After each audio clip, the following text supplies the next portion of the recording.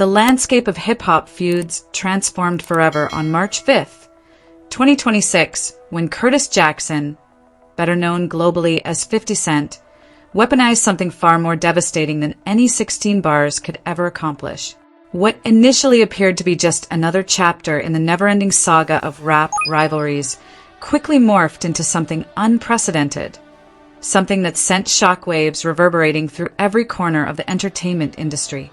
T.I.'s entire legacy, painstakingly constructed over more than 2 decades of groundbreaking artistry and cultural influence, suddenly found itself standing on the edge of a cliff, staring down into an abyss that threatened to swallow everything he'd ever built. A single deleted Instagram post, one carefully crafted headline, and the entire rap community went absolutely silent, holding its collective breath in anticipation of what might come next. Because when 50 Cent transitions from his trademark trolling persona into full-scale documentary producer mode, the consequences extend far beyond simple career setbacks or temporary embarrassment. Careers don't just stumble or take a hit when 50 sets his sights on a target with this level of intentionality. They get systematically dismantled, piece by piece, until there's virtually nothing recognizable remaining. The rules of engagement had fundamentally changed, and everyone watching understood immediately that they were witnessing the birth of a new era in celebrity warfare. One where the weapons were cameras, editing suites, and streaming platforms rather than microphones and recording studios. In the beginning, absolutely everyone assumed this confrontation would follow the traditional blueprint of hip-hop conflict. 2 legendary figures, both architects of the modern rap landscape, would trade increasingly aggressive verses back and forth. Social media platforms would light up with reaction videos, hot takes, and endless debates about who delivered the more devastating punchlines. The entire spectacle would dominate conversations for perhaps a week, maybe 2 if it generated enough heat, and then gradually fade into the background as the next controversy captured everyone's attention. That's exactly what people believed would happen, because that's how these things had always played out in the past. But then 50 posted something that shattered every expectation and rewrote the entire playbook. A screenshot appeared on his Instagram feed featuring a single, explosive headline that read, 50 Cent reportedly developing Surviving T.I. and Tiny documentary. The implications hit like a freight train.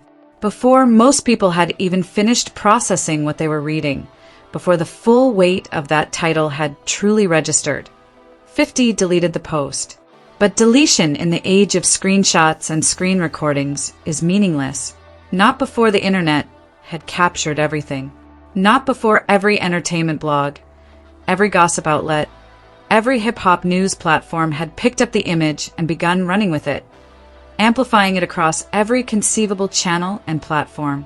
That deleted post wasn't an impulsive mistake or a moment of poor judgment that he immediately regretted. It was a meticulously calculated opening salvo, a declaration of war delivered with the kind of strategic precision that military commanders would recognize and appreciate. And the whole narrative surrounding their conflict twisted violently into something exponentially darker, more sinister, more potentially devastating than anyone had anticipated or prepared for. What started as a disagreement about a versus battle had just evolved into something that could fundamentally alter the trajectory of T.I.'s entire legacy and public standing. Understanding exactly what happened requires examining the timeline with forensic attention to detail, because the sequence of events reveals just how deliberately 50 Cent orchestrated every single move in this increasingly complex chess game. The conflict's origins actually trace back to what should have been a moment of celebration and mutual respect between 2 giants of the genre.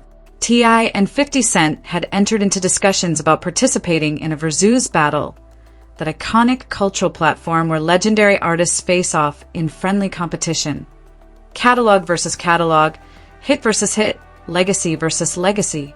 T.I. described the potential matchup publicly as an opportunity to celebrate each other's contributions to hip-hop culture, a chance for 2 of the most decorated and influential rappers of their generation to finally share the same stage and honor what they'd each built over careers spanning more than 20 years. Fans across the globe were absolutely hyped about the prospect. This represented the kind of dream matchup that hip-hop enthusiasts had been fantasizing about for years. The type of event that could break the internet and dominate conversations for months. The anticipation built steadily as rumors circulated about potential dates and venues. Both artists had catalogs deep enough and impressive enough to sustain hours of classic material. The cultural impact would have been enormous. But then 50 Cent executed what 50 Cent has always done better than virtually anyone else in the entertainment industry. He completely flipped the script. Without warning, without any apparent remorse or second thoughts. He denied that any agreement had ever been reached or even seriously discussed. He played completely ignorant in interviews, acting genuinely confused when journalists brought up the Versus discussions, as if the entire concept was brand new information he was hearing for the first time. And then he dismissed T.I. publicly with a cutting, deliberately inflammatory nickname, King Rat. Within hip-hop culture, that particular label carries weight that outsiders might not fully comprehend. Calling someone a rat isn't just casual shade or playful banter between competitors. It's a direct, unambiguous accusation of cooperation with law enforcement, of violating the street code that still governs so much of rap culture's unwritten rules. It's the worst possible label you could attach to someone who built their reputation on street credibility and authenticity. It's the kind of accusation that follows you everywhere, that gets whispered in every room you enter, that fundamentally undermines everything you've claimed to represent. The implications extend far beyond hurt feelings or bruised egos. .50 told T.I. in no uncertain terms to keep his name completely out of his mouth, to stop speaking about him publicly, to cease all discussion of their relationship or any potential collaboration. It was a dismissal designed to humiliate, to diminish, to make T.I. look foolish for ever believing they had a genuine understanding. T.I. was understandably furious about what he perceived as a calculated betrayal, and he absolutely refused to keep that fury private or handle the situation quietly behind the scenes. He went directly on the $1 million worth of Game podcast, one of the most influential platforms in hip-hop media, and laid out exactly what he felt and exactly what had happened from his perspective. We talked about this situation extensively, he explained to the hosts and their massive audience. We discussed what we were going to do. We had conversations. We reached understandings. When I jumped out there publicly and started talking about it, he suddenly acted like he had absolutely no idea what was going on, like we'd never spoken about it at all. The sense of betrayal in T.I.'s voice was palpable, raw, and completely genuine. He'd been made to look foolish on a public stage, and everyone could hear the anger and frustration bleeding through every word. The entire situation stung even more acutely because of the timing. T.I.'s single, Let Him Know, had just climbed to the #1 position on urban radio stations across the country and was beginning to cross over into mainstream top 40 formats. He was experiencing a genuine, undeniable career resurgence, the kind of unexpected late-career renaissance that reminded everyone exactly why he'd mattered so profoundly in the first place, why he'd earned his position in the pantheon of hip-hop greatness. And 50's very public dismissal landed right in the middle of that momentum, casting a long, dark shadow over everything T.I. was working so desperately hard to rebuild after years of various controversies and setbacks. But the social media call-out and the podcast appearance were merely opening moves in what would rapidly escalate into something far more dangerous and potentially career-ending. 50 Cent was nowhere near finished. Not by a long shot. He returned to Instagram, the digital arena where he's been systematically sharpening his weapons and perfecting his attack strategies for more than 20 years, and posted an unflattering photograph of T.I.'s wife, Tamika "Tiny" Harris. The caption accompanying the image doubled down on his previous demand, telling T.I. once again to keep his name permanently out of his mouth. But anyone paying close attention understood that the real message wasn't contained in those written words at all. The true message lived in the target he'd selected. By deliberately dragging Tiny into what had started as a beef between two rappers, 50 made absolutely clear that this had evolved beyond a professional dispute or a difference of artistic opinion. He was systematically going after the entire Harris family unit, in public, with millions upon millions of eyes watching every single move, screenshot, and comment. The boundaries that typically governed even the most heated hip-hop feuds had just been completely obliterated. T.I. wasn't about to absorb that kind of disrespect quietly or turn the other cheek. He responded the only way a rapper of his caliber and competitive nature knows how to respond. Through the music itself, and through it with remarkable speed. He dropped several diss tracks in rapid succession, including songs titled War and The Right One, and he came absolutely loaded with ammunition designed to inflict maximum damage on 50's reputation and public image. On The Right One, he deployed a line specifically crafted to cut straight at the massive ego of a man who's built his entire multi-decade brand on projections of dominance, invincibility, and complete control. T.I. called 50 a small man trapped inside a big shell, a psychological attack designed to suggest that all the bravado, all the posturing, all the tough guy imagery was nothing more than elaborate overcompensation for deep-seated insecurities.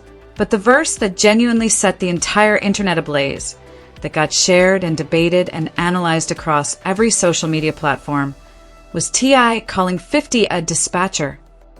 This wasn't some abstract, metaphorical bar that could be interpreted multiple ways. It was a direct, unambiguous accusation that 50 had cooperated with federal law enforcement at some point in his past. T.I. claimed he possessed actual paperwork, official documents from men currently incarcerated in federal prisons that allegedly contained 50 Cent's name in context, suggesting some form of cooperation or information sharing with authorities. That transcends traditional battle rap territory entirely. That's not a clever punchline or creative wordplay. That's a documented accusation with potentially serious implications. The kind of claim that echoes in places far beyond streaming platforms and YouTube comment sections. The kind of allegation that, if widely believed, could fundamentally undermine 50's entire, carefully constructed persona. And then the entire Harris family structure mobilized to make this a full-blown declaration of total war. T.I.'s sons, King Harris and Damani Harris, both talented artists in their own right, dropped their own diss records aimed directly and specifically at 50 Cent, multiple generations coming together to defend the family name and reputation. This was no longer just two individual rappers trading increasingly aggressive jabs across social media and in recording studios. This had evolved into an entire family unit mobilizing their collective resources and platforms. For most men operating within the entertainment industry, that level of unified pushback from multiple angles would typically signal that it was time to de-escalate, to find an exit ramp, to allow cooler heads to prevail before things spiraled completely out of control.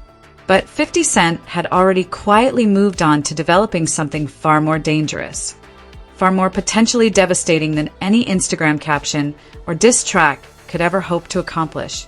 And the entire entertainment industry was about to discover exactly what he'd been planning, while everyone else was focused on the surface-level social media drama. Before the documentary threat makes complete and total sense, before you can fully appreciate why it represented such a paradigm shift in celebrity warfare, you absolutely need to understand what 50 Cent had just finished pulling off in the final months of 2025.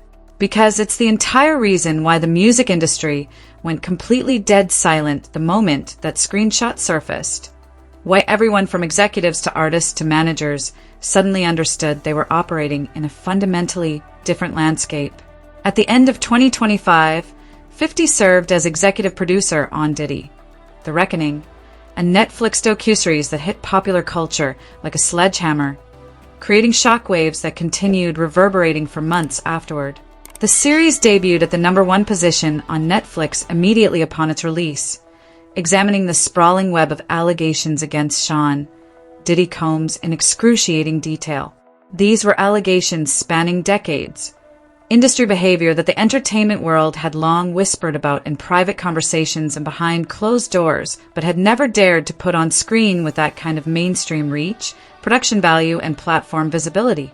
The docuseries became the single, most talked about piece of documentary content released that entire year. It dominated conversations at industry events, family dinners, barbershops, and water coolers across the country. And 50 Cent's fingerprints were visible all over every frame of it. Netflix issued a clarification later stating that 50 did not possess full creative control over the final product, and that none of the participants who appeared on camera received any financial compensation for their involvement. But in the court of public opinion, those technical details and legal distinctions did absolutely nothing to change the fundamental outcome or shift the narrative. What mattered to everyone watching wasn't the back-end business arrangements or the contractual fine print. What mattered was the result. And the result was absolutely catastrophic for Diddy's public image, his business relationships, his standing within the entertainment community, and his ability to continue operating with the kind of influence and power he'd wielded for decades. The documentary didn't just damage his reputation. It fundamentally altered how millions of people perceived him, how they interpreted his past actions, how they evaluated his entire legacy. 50 had proved something that nobody in hip-hop had fully reckoned with or prepared for before that moment. In 2025 and beyond, a well-produced, strategically released documentary sitting on a major streaming platform is exponentially more powerful than even the most devastating diss track. More long-lasting and permanent than any lawsuit or legal judgment, and more immediately damaging than any amount of social media noise, no matter how many followers you have or how viral your posts become. A diss track has a shelf life. It gets hot for a moment, dominates conversations briefly, and then gradually fades as new music pushes it out of rotation. But a documentary doesn't fade. It sits permanently on a platform, available at all times to anyone with an internet connection. It gets algorithmically recommended to new audiences for years after its initial release. It becomes the first search result when someone types a name into Google. It gets assigned as viewing material in college media studies courses. And it follows you into every single room you walk into for the rest of your professional career and personal life. So when 50 posted that now infamous screenshot referencing a potential T.I. documentary, when he attached that specific caption to the image, every single person paying close attention felt their entire body freeze mid-scroll. They stopped whatever they were doing and read it again, and then again, making sure they'd understood correctly. Remember how quiet I got before the Diddy documentary dropped? He'd written with perfect clarity and intentionality. Damn, thought I wasn't coming for you. The message required absolutely no translation or interpretation. He wasn't threatening to write devastating verses about T.I.'s character or career. He wasn't planning to embarrass him with social media memes or unflattering photographs. He was threatening to do to Clifford Joseph Harris Jr. exactly what he had just finished doing to Sean John Combs. Package the entire story with professional production values. Find a major streaming platform willing to distribute it. Conduct extensive interviews with people willing to speak on camera. And then let the cameras, the editing, the narrative structure accomplish what no diss track in history had ever managed to achieve. And the specific title he'd attached to the rumored project made the implications even more explicit and more ominous. Surviving T.I. and Tiny. Anyone who had followed entertainment news cycles over the previous several years understood immediately and instinctively what that title was referencing. They recognized the format it was modeled after, and they understood exactly what kind of documentary 50 was threatening to produce. The title deliberately invoked the structure and approach of the Reckoning documentary, suggesting the rumored project was being specifically designed to resurface assault allegations that had been publicly leveled against T.I. and Tiny starting in 2021, pulling them forcefully back into national headlines at precisely the worst possible moment for the couple's public standing and professional endeavors. Gossip journalist Tasha K., who has cultivated a long and frequently controversial history covering celebrity scandals of exactly this nature, claimed publicly that she had spoken directly to sources with connections to 50's production team. She alleged that the documentary project was not merely an idea being floated or casually discussed, but was already in active development with real resources being allocated to production. Those specific claims remain officially unverified by any major news outlet and unconfirmed by anyone directly involved in 50's business operations. But within the world of hip-hop drama and celebrity gossip ecosystems, where perception and rumor often carry as much weight as verified fact, the speculation alone was already inflicting real, measurable damage on T.I.'s reputation and public image. And 50 Cent understood that particular calculus better than virtually anyone else operating in the entertainment space. He'd spent decades mastering the art of controlling narratives, generating publicity, and weaponizing information in ways that served his interests. That's precisely why the deleted post was so deliberately and carefully constructed down to the smallest detail. He posted it during peak social media hours when maximum numbers of people would be scrolling their feeds. He let the internet screenshot and syndicate it across every conceivable platform, ensuring it achieved complete saturation. He let entertainment journalists write their headlines and publish their speculation pieces. And then he strategically yanked it down from his feed, removing all traces as if it had never existed, leaving just enough smoke lingering in the air to make everyone wonder constantly whether the fire was already burning somewhere out of sight, whether production meetings were already happening, whether interviews were already being scheduled. The deleted caption also included an additional line that demonstrated just how thoroughly 50 had thought through every angle of his attack strategy. A direct, vicious sentence aimed explicitly at disrupting T.I.'s carefully planned promotional campaign. I hope this doesn't completely mess up your promo tour. They're definitely going to ask you about your 20 assault cases at every single stop. That line wasn't accidental or impulsive. It wasn't just him venting frustration or trying to get a quick laugh from his followers. It was surgical precision targeting.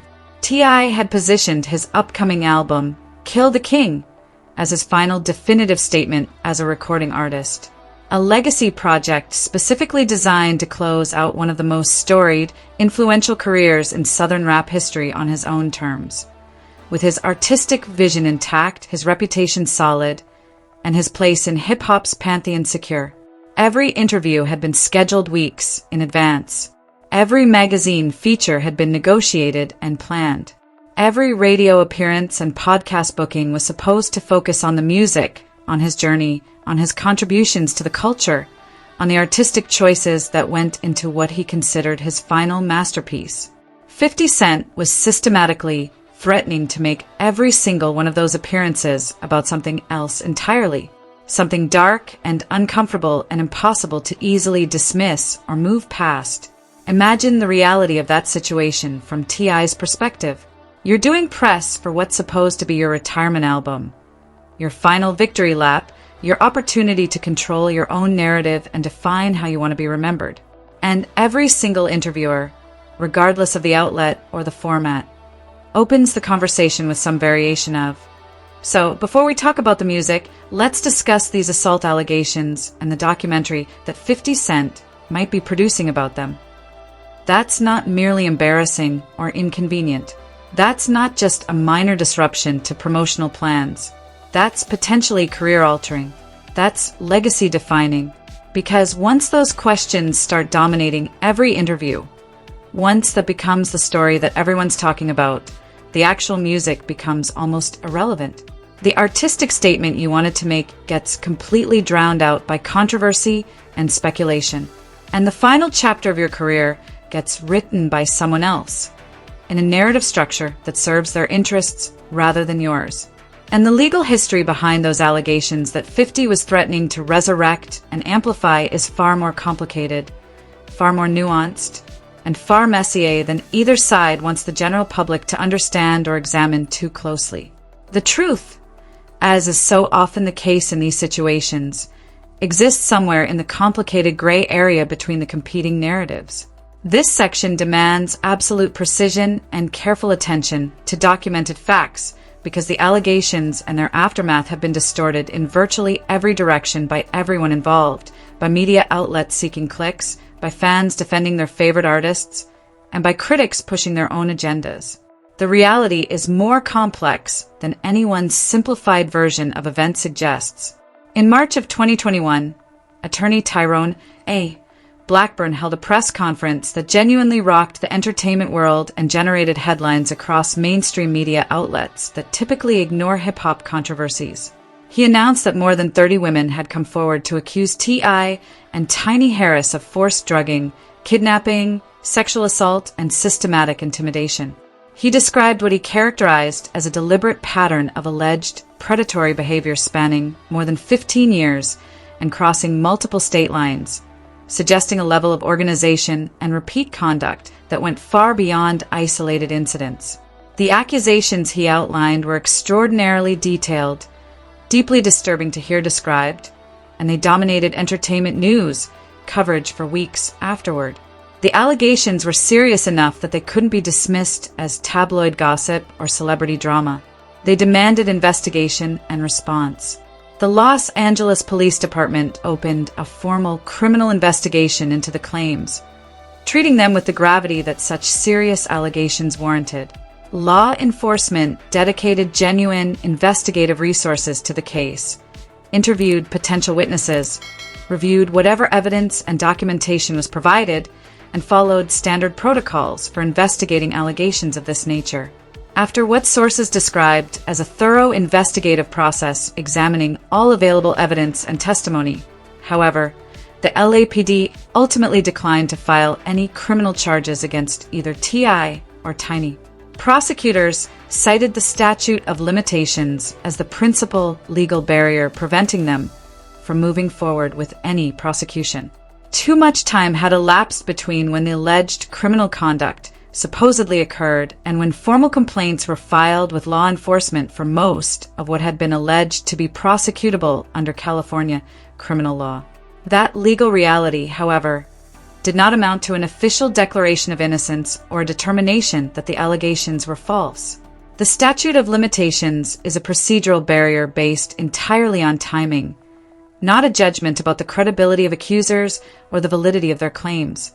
What it meant in practical terms was that the criminal justice system had a specific, legally defined window of time during which charges could be filed. And that window had long since closed by the time the allegations became public and formal complaints were made. On the civil side of the legal system, where different rules apply and different standards govern, the fight continued considerably longer. Multiple lawsuits were filed seeking financial damages and other remedies.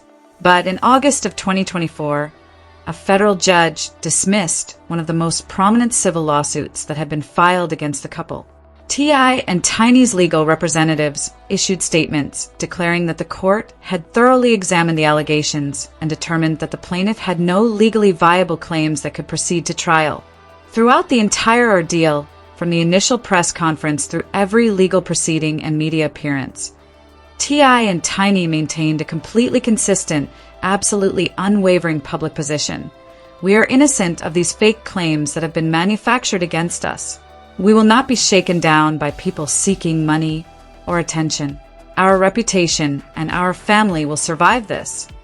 The legal record, consisting of closed criminal investigations and dismissed civil cases, provided them with real, documented protection in actual courts of law where evidence standards and procedural rules govern outcomes. They could point to concrete legal decisions that had gone in their favor. They could demonstrate that after thorough examination, the system had not found sufficient grounds to proceed with prosecution or civil liability. But 50 Cent wasn't operating in courtrooms where judges control proceedings and evidence rules determine outcomes. He wasn't filing legal briefs or making arguments before juries. He was operating inside a completely different ecosystem, the modern media landscape where perception moves infinitely faster than any legal ruling ever will, where allegations in a well-produced documentary carry more weight with most audiences than any court decision, and where he had already demonstrated in devastating fashion exactly how to control and manipulate that ecosystem to destroy someone's reputation regardless of legal outcomes. Here's what makes this entire situation so profoundly complicated and difficult to navigate for everyone involved. For the women who came forward and shared their stories with attorneys, with law enforcement, and in some cases with media outlets, the legal outcomes didn't erase whatever trauma they'd experienced, didn't silence their stories or make their experiences somehow less valid, and didn't provide them with the justice they were seeking when they decided to come forward despite knowing they'd face intense public scrutiny. For T.I. and Tiny, the dismissals and the decision not to prosecute validated what they'd been saying consistently all along, that the claims were baseless and without merit, that they were being unfairly targeted by people with ulterior motives, that their reputations had been dragged through the mud unfairly by allegations that couldn't withstand legal scrutiny when examined by professionals. But for 50 Cent, operating with his own agenda and his own motivations, none of that legal nuance or complexity mattered even slightly. Because in the court of public opinion, which is where his documentary would be tried, allegations don't need criminal convictions to inflict permanent damage on someone's reputation and legacy. They don't require civil liability findings. They just need a compelling narrative structure, emotional testimony captured on camera, and a distribution platform with millions of subscribers. And 50 was explicitly threatening to give these allegations the biggest possible platform imaginable, packaged with professional production values that would make them feel authoritative and definitive regardless of what any court had concluded. Curtis James Jackson III did not become the global phenomenon known as 50 Cent through luck or accident, and he absolutely did not become the music industry's single most feared media operator and strategic communicator by stumbling into opportunities. His evolution represents one of the most calculated, methodical transformations in modern entertainment history, a deliberate progression from one form of power to progressively more potent forms. From battle rapper destroying competitors in underground ciphers, to multi-platinum recording artist dominating commercial radio, to social media troll with an unmatched ability to generate headlines, to full-scale documentary producer with the resources of major streaming platforms behind him. Each phase more dangerous than the last. Each iteration of his career providing him with additional weapons and expanded reach. In the early 2000s, during his initial explosion into mainstream consciousness, it was diss tracks that made careers evaporate seemingly overnight. Songs like How to Rob, Wanksta, and Back Down didn't just insult rivals or make fun of their perceived weaknesses. They systematically dismantled their credibility in the eyes of the culture, making them seem foolish, weak, or irrelevant in ways that significantly impacted their commercial viability and street reputation. By the 2010s, as social media platforms became the dominant force in celebrity culture and public discourse, 50 had adapted his approach completely. It was Instagram posts that became his primary weapon. Memes crafted with perfect comedic timing. Captions written to inflict maximum embarrassment. Unflattering photographs deployed at strategic moments to humiliate targets in front of tens of millions of followers before those targets had even rolled out of bed or had their morning coffee. He mastered the art of the viral moment, understanding instinctively how to generate engagement and dominate news cycles. But by the mid-2020s, 50 had upgraded his entire arsenal to something that the music industry had no established playbook for defending against, no crisis management strategy prepared to counteract. He'd evolved into something unprecedented in hip-hop culture. The Diddy documentary made that evolutionary leap clear in the starkest possible terms.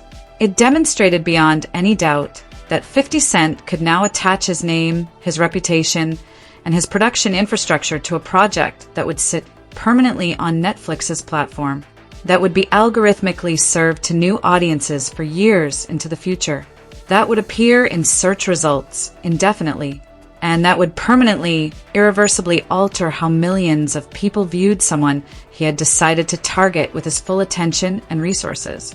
Netflix's subsequent clarification that 50 lacked full creative control over the final product and that participants weren't compensated did absolutely nothing to soften the impact or change how people perceived his role. The outcome remained the only thing that actually mattered in practical terms. And after the docuseries aired to massive viewership and dominated cultural conversations for weeks, 50 let it be known through various channels that approximately 140 hours of additional footage existed that had never made it into the final cut. Material that was too explosive, too graphic, or too legally problematic to include in the Netflix version. He hinted openly and repeatedly that he could push that unused material directly to YouTube or other platforms where he had complete editorial control. No network executives required to sign off on content decisions. No editorial filters or standards and practices departments. No approval processes or legal reviews slowing things down. He'd made it clear that he possessed the nuclear option and was fully prepared to deploy it if circumstances warranted. That wasn't idle chatter designed to generate attention. That was a standing, open threat backed by actual footage, actual resources, and actual distribution channels. And now, that same proven apparatus, that same production capability that had just destroyed Diddy's reputation and business relationships, was being systematically aimed at T.I. Let's keep it absolutely real about something that doesn't get discussed enough in these conversations. The difference between a rapper dissing you in a song, even a devastating song that goes viral and gets played everywhere, and a media mogul producing a comprehensive documentary about you isn't just a matter of scale or reach. It's not simply that more people will see it, though that's certainly true. It's fundamentally a matter of permanence and perceived authority. A song, no matter how brutal or how popular, eventually fades from rotation. It gets replaced by the next hit single. The controversy around it cools. Eventually, years later, it becomes a nostalgic throwback that people laugh about at reunions or reference as a funny moment in hip-hop history. Remember when so-and-so went at so-and-so? That was crazy. The sting fades over time. But a documentary, particularly one on a major streaming platform with professional production values and seemingly credible participants, lives forever in a completely different way. It becomes the authoritative narrative. It becomes the first result when someone searches your name on Google. It shows up in the recommended viewing sections for years. It gets assigned as viewing material in college media studies courses examining celebrity culture or hip-hop history. It gets referenced in future documentaries and news reports about related topics. And it fundamentally follows you into every single room you walk into, every business meeting you take, every professional opportunity you pursue for the rest of your career and your life. 50 Cent understood that distinction and that dynamic better than virtually anyone else operating in the entertainment space. And he'd already proven conclusively that he knew exactly how to deploy it for maximum destructive effect. Think carefully about what happened with Diddy. Before that documentary dropped on Netflix and began circulating through millions of households, Diddy was still moving through the industry with considerable influence despite various controversies over the years. He still had significant business deals on the table across multiple industries. He still had a reputation that, while certainly complicated and controversial in some circles, remained largely intact among certain business partners and within certain segments of the entertainment world. After the documentary aired and the full weight of the allegations and testimony hit public consciousness simultaneously, everything changed overnight. Not because of a criminal conviction in a court of law, not because of a massive civil judgment awarding damages to plaintiffs, but because millions of people across the country and around the world watched a narrative unfold on their television screens that painted a picture too vivid, too detailed, too consistent across multiple participants, and too disturbing to ignore or dismiss easily. That's the genuine power that 50 Cent had learned to wield with deadly effectiveness.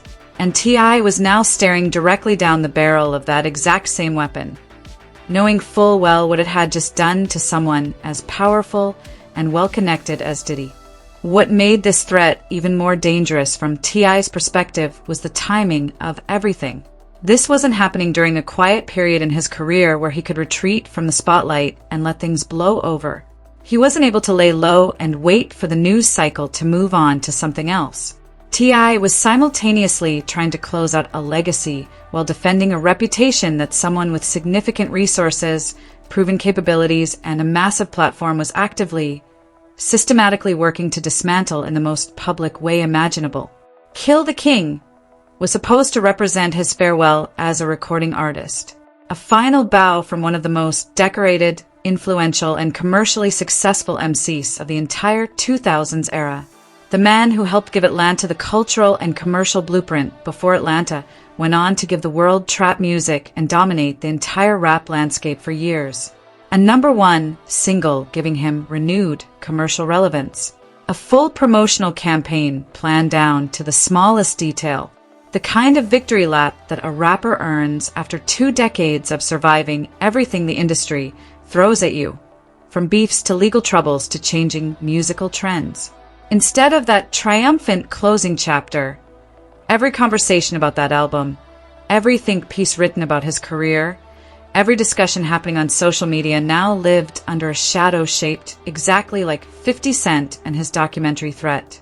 And 50 made absolutely sure it wasn't just the documentary speculation doing damage to T.I.'s legacy moment and promotional campaign.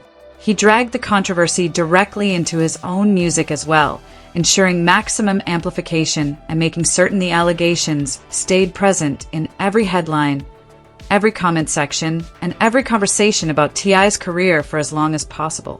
On the theme song for Power Origins, connected to his long-running and incredibly successful television empire, he dropped bars directly and explicitly referencing the allegations against T.I. and Tiny in ways that were impossible to misinterpret, rapping, "Your daddy made your mama eat every box in Atlanta." There's absolutely no reading that line as anything other than what it explicitly is. A deliberate, calculated strike designed specifically to ensure the allegations remain front and center in every discussion, ensuring they stay in circulation across every platform, guaranteeing they become part of the permanent narrative surrounding T.I. regardless of legal outcomes. What we're witnessing unfolding in real time here goes exponentially beyond just another chapter in hip-hop's long history of beefs and rivalries. This is fundamentally about power in the modern media landscape, about who controls narrative in 2026, when traditional gatekeepers have been replaced by algorithms and streaming platforms, and about how the rules governing celebrity warfare, conflict resolution, and reputation management have been completely rewritten in the streaming era. Because here's the critical thing that nobody in the industry is really talking about openly yet, even though everyone understands it privately. 50 Cent absolutely did not invent the celebrity expose documentary as a format. That style of investigative documentary has existed for decades, going back to serious journalism examining powerful figures. But what he figured out, what he pioneered, was how to weaponize that format as a tool of personal vengeance and competitive advantage while simultaneously maintaining plausible deniability about his motivations. He's not positioning himself as the victim coming forward with a personal story of harm. He's not presenting himself as the investigative journalist pursuing wrongdoing in the public interest. He's the executive producer with an admitted grudge and access to major distribution platforms, framing his actions as accountability and justice, while quite obviously operating from a place of personal animosity and competitive rivalry. And that represents a genuinely dangerous precedent that could reshape how conflicts play out in entertainment. Because if 50 can successfully do this to Diddy, destroy his reputation and business relationships through a documentary, and then immediately threaten to do the exact same thing to T.I., who's next on the list, who else in the industry has skeletons buried in their past that could be exhumed and packaged into a surviving series? Who else has allegations, whether dismissed by courts or still pending, that could be resurrected and presented to millions of viewers as definitive truth regardless of legal outcomes? The entertainment industry has always been built on problematic power dynamics. Everyone acknowledges that reality, even if they don't want to examine it too closely. Relationships that crossed ethical lines. Behavior that wouldn't withstand modern scrutiny. Allegations that got quietly buried or settled because the accused possessed money, industry influence, or powerful connections willing to protect them. This isn't news to anyone who's spent time around the business side of entertainment. And on one level, There's certainly a compelling argument to be made that people like 50 Cent are performing important cultural work by dragging those stories forcefully into the light, holding powerful men accountable for behavior that was protected for too long, giving platforms and visibility to voices that were systematically silenced through legal threats, financial settlements, and industry pressure, forcing conversations that the entertainment establishment would vastly prefer to avoid because they implicate too many powerful people. But there's another side to this coin that deserves equally serious consideration. What happens when the person positioning themselves as the accountability figure is doing so selectively and strategically rather than consistently? What happens when the documentary gets greenlit not primarily because of the severity or credibility of the allegations, but because the producer has personal beef with the subject and sees an opportunity for competitive advantage? What happens when the line separating justice from revenge gets this blurry and indistinct? Because let's be completely honest and direct about 50's motivations here. 50 Cent didn't wake up one morning and decide to produce a Diddy documentary because he'd suddenly developed a passionate commitment to survivors' rights or a newfound interest in accountability for powerful men. He produced it because he's had documented beef with Diddy spanning many years and recognized an opportunity to destroy him publicly in a way that would create permanent damage and generate massive attention. And now he's threatening to deploy that exact same playbook against T.I.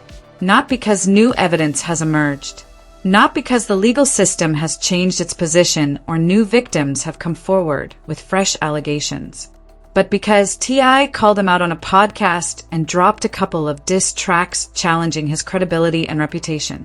That's not accountability in any meaningful sense. That's retaliation and competitive warfare dressed up in the language of social justice and survivor support. And the genuinely scary part of this entire dynamic is that it works incredibly effectively regardless of the underlying truth.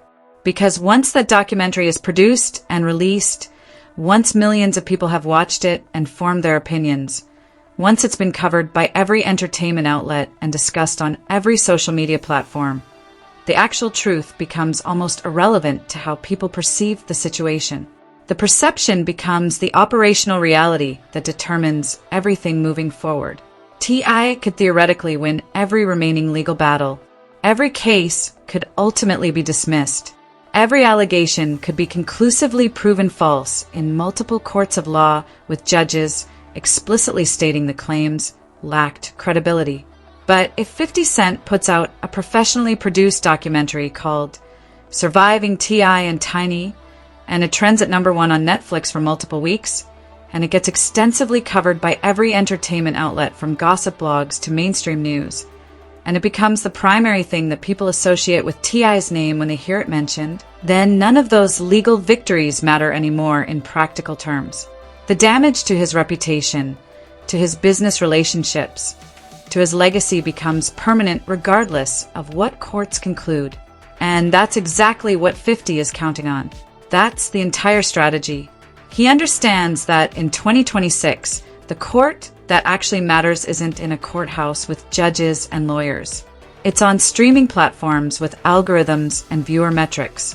This situation forces a broader conversation that extends well beyond this particular beef.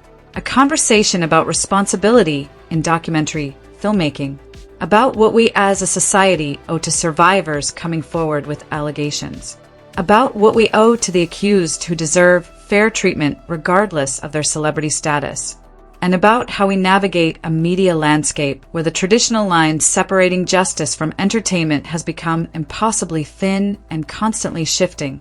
Because at the end of the day, these documentaries aren't primarily being made for survivors or for the cause of justice. They're being made for audiences, for viewership metrics, for engagement numbers, for algorithmic amplification, for subscription renewals and social media buzz. The profit motive is absolutely central to their existence, even when producers frame them as public service. And when the profit motive gets fundamentally tangled up with allegations of sexual assault and abuse, when entertainment value becomes inseparable from trauma narratives, that's when things get genuinely dangerous for everyone involved. Because the incentive structure starts rewarding sensationalism over accuracy, emotional impact over factual precision, and viral moments over careful investigation. Where does that leave someone like T.I. in this impossible situation, standing at a crossroads that absolutely no artist ever wants to find themselves facing?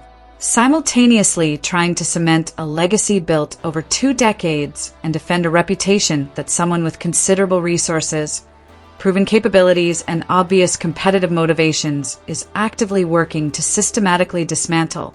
Every interview he schedules now gets immediately hijacked by questions about 50 Cent and potential documentaries. Every promotional appearance gets overshadowed by speculation about what might be revealed or who might participate.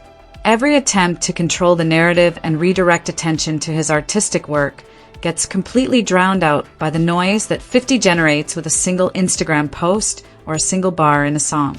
And perhaps the worst part of this entire nightmare scenario, the documentary itself remains entirely unconfirmed by any official source. No streaming platform has made any public announcement. No release date exists on any calendar anywhere. No production contracts have been publicly verified or reported by credible entertainment journalists with actual sources.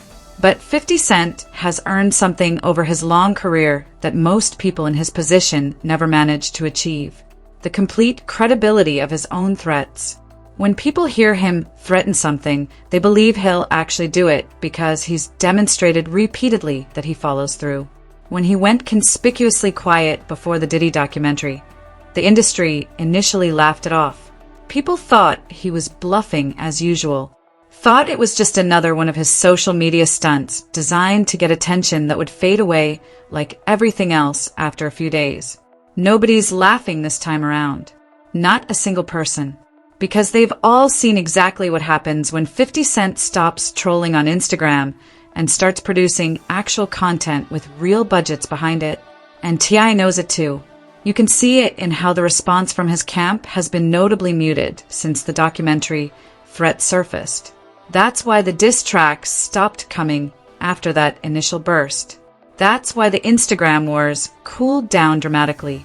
That's why you haven't seen the same level of aggressive counterattack.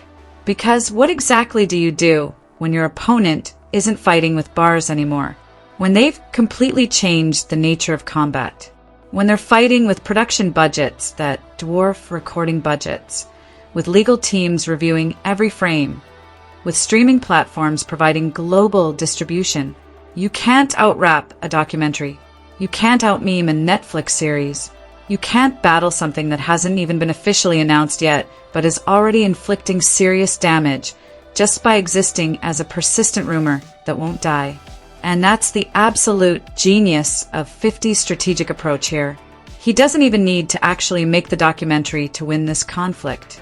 The threat alone is accomplishing everything he wants it to accomplish. The deleted post that everyone screenshotted, the caption that everyone analyzed, the title that everyone recognized, the implication that everyone understood.